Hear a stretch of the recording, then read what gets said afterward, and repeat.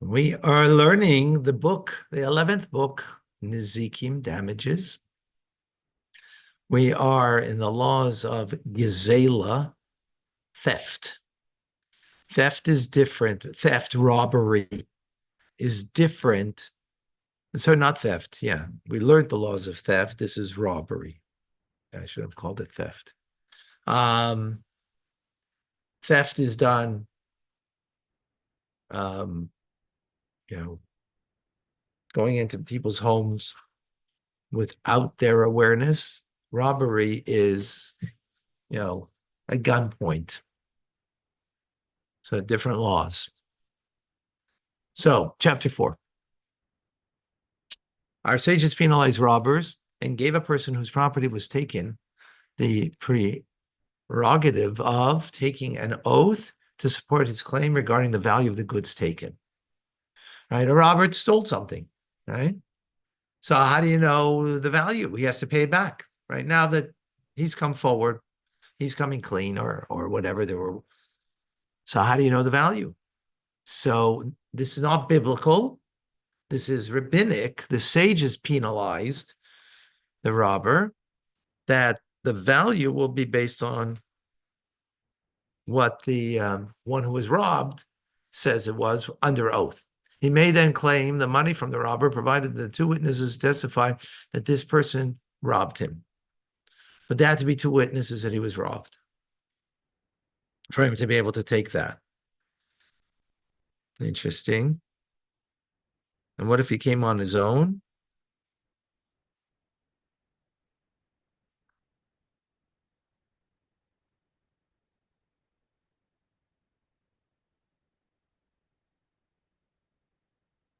Okay, let's see. Maybe we'll discuss it.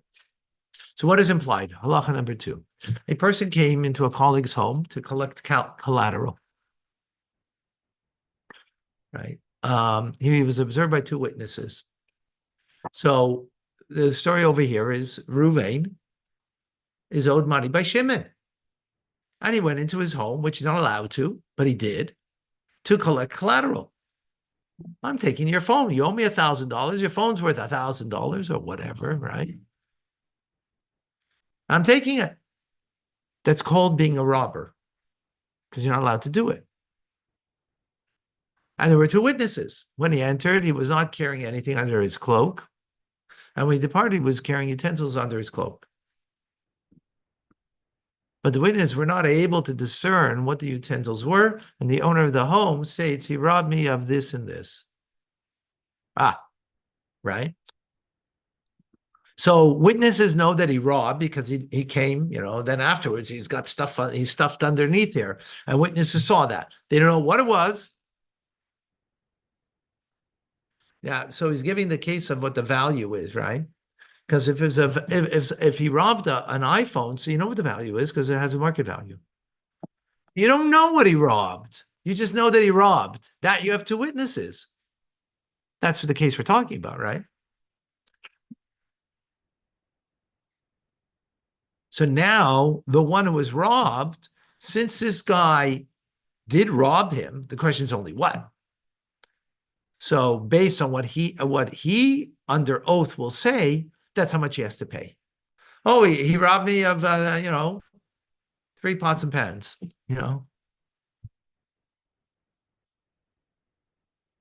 Regardless of whether the robber claimed, I never entered his home and did not take anything.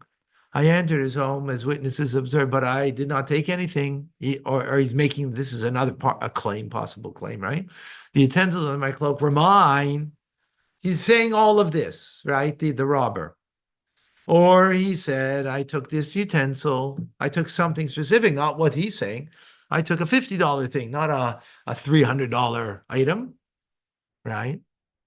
And the owner claims that he took another utensil besides the one he admits. In all instances, the owner of the home must take an oath while holding a sacred article to affirm his claim. He may then collect everything that he claims. Why? Why? Because there are two witnesses that clearly see that he was a robber. They just don't know what. Right. If they saw that he came with stuff, he had stuff. He was coming in and and he was stuffing like this, and his hand was like that, and he left that way, then he's not a robber. That's not a witness to a robber, right? That's not a witness because he came in this way, so he left this way. Maybe he switched. Well, that we don't know, right? Remember, we're talking about someone who should not have gone into his home to take something, right? He owes him money, and he's fed up, if he gives him the article is one thing. But here we're talking about he took it. There were witnesses. When does the above apply? When the owner claims that the robber took articles and one might assume that he owned, or that it was possible for such goods would be entrusted to him for safekeeping. And it was possible for these articles to be taken out by a robber under his cloak, as the witness testified. So if the guy is a poor guy, and he says, he took my 6 Rolex watches, that I owned. Yeah, really. No, that ain't flying, right? That ain't flying. Now, if the guy was a rich guy and he could have had 6 Rolex watches, that's a different story, right? In other words, it has to be something that we assume that it's possible for him to either own or to be watching it as a guardian for someone else.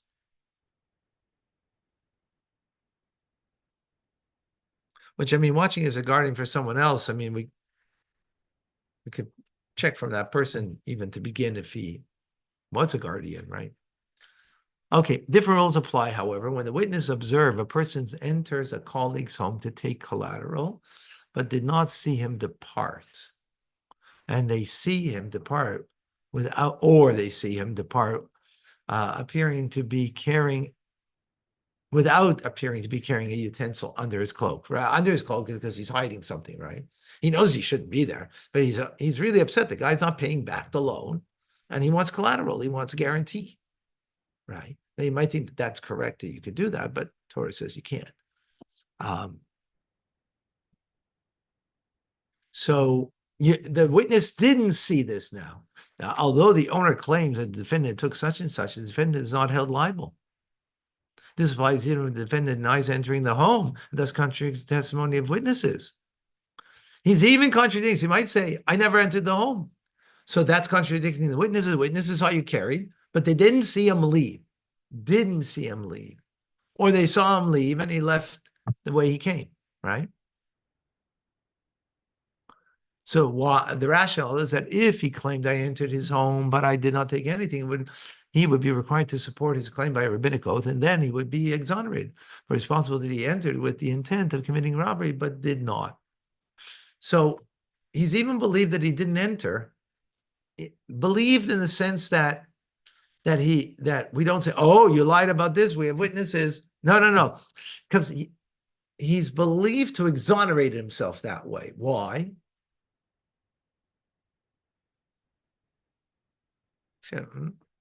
He doesn't have to take an oath here. Hold on.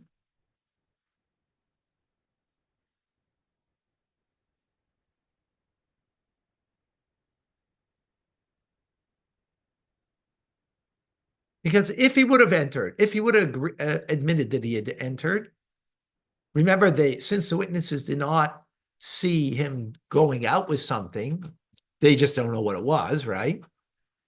He came in straight, he left straight, nothing hidden, or they didn't see him go out, so they can't testify on that.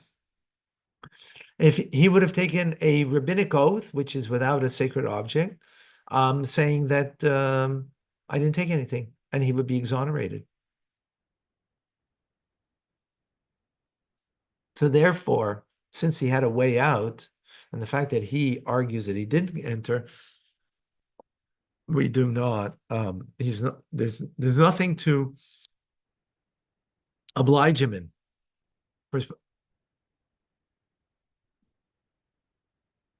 Right, because it is possible that a person would enter, right, with the intent to commit a robbery. In other words, robbery. Remember what the robbery was over here? Fine use of the word, right? The guy owes you $1,000 and you're coming in to take collateral. That's considered robbery. because you're not allowed to do that. You can ask him for collateral, but you don't go into his home to take it.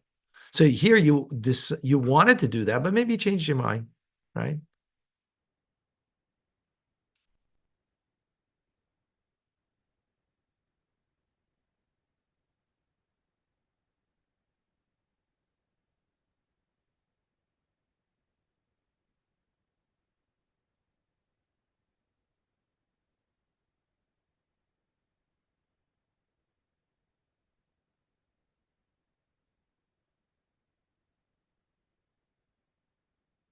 Okay. Different rules apply when one witness testifies. Oh, before it was two witnesses. Now we're going, it's two, it's one witness, right? One witness testifies that a person entered a colleague's home and removed utensils under his cloak, but the witness was unable to recognize the utensils that were taken. And the person who entered states, I did not take anything, or he says, I took goods that you gave me because of the debt. The person who entered must take an oath while holding a sacred article, and he did not commit robbery. He is given the prerogative because he is not considered to be a robber unless two witnesses testify against him. Very important law. Torah tells us clearly two witnesses will establish a fact. One witness doesn't. But what the one witness does do is give him the so-called, alleged robber, the obligation to take an oath. So he has to take an oath while holding a sacred object, right? So people are a little wary about that, and concerned, and therefore may not want to do that and come forward with the truth. But this is what's given because one witness only obliges the oath, but it can't oblige the oath to the owner, right? Because he has no power over here. He wasn't given power. He's given power when there's two witnesses. One witness isn't sufficient. Okay. Halacha 6. Just as the owner of a home is entitled to take an oath and collect his due from a robber in the instance mentioned in halachas 1 through 3, so too a watchman appointed by a homeowner or even a wife of watchman may take such an oath, stating that this person took goods. This obliges the robber to pay. So everything that we spoke about is not just a homeowner, but a watchman, right? You're going on vacation and you want to give over your Rolex watches to your neighbor, he becomes a watchman, whether he's being paid for it or he's doing it for free, right? He is appointed as a watchman over your stuff. So the same laws would apply to him.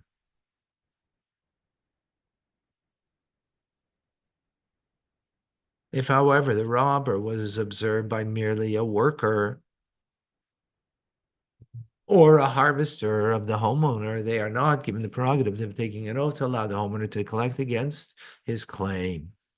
The person whose property was taken is not given the prerogative of taking the oath because he is not at home at the time of the robbery. The witnesses are not able to identify articles that the robber took under his cloak, so the testimony does not obligate him to make restitution, nor is the robber given the opportunity to clear himself by taking an oath, for we suspect that he might take a false oath. So look what we have over here. Interesting. So a robber is observed by a worker or a harvester, right? So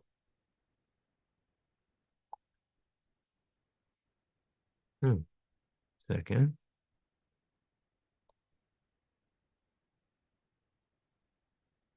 See, before we spoke about a watchman, right? A watchman, interesting. Watchman is watching the Rolex watches, right? So the watchman has a job over this article, or just like a homeowner, it's your thing, so your mind is on it, right? We're talking about here now workers.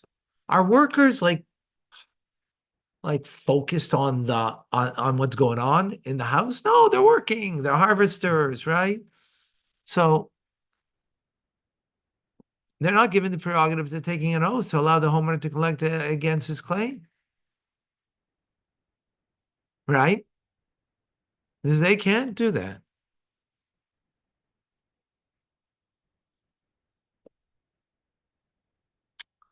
The person whose property was taken is also not given the prerogative of taking the oath because he wasn't at home at the time of the robbery. That's the instance we're talking about, right? So he can't make any kind of, in other words, they're observing anything is not something that can be thrown upon now the homeowner because he wasn't there even.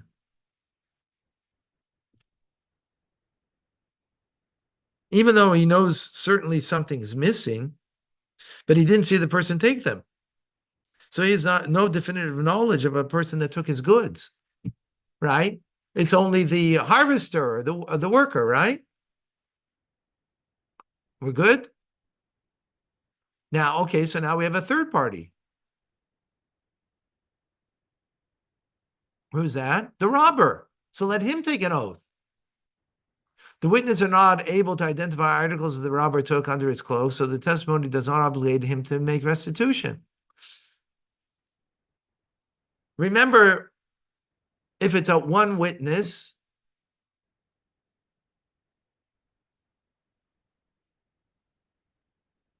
here it's witnesses. Witnesses. All right, yeah, witnesses, because they're not able to identify there was an article under his cloak.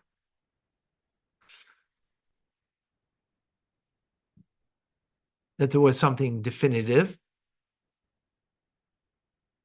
So if there was, and it was one witness they knew for sure, so then that could throw upon him that he has to take an oath.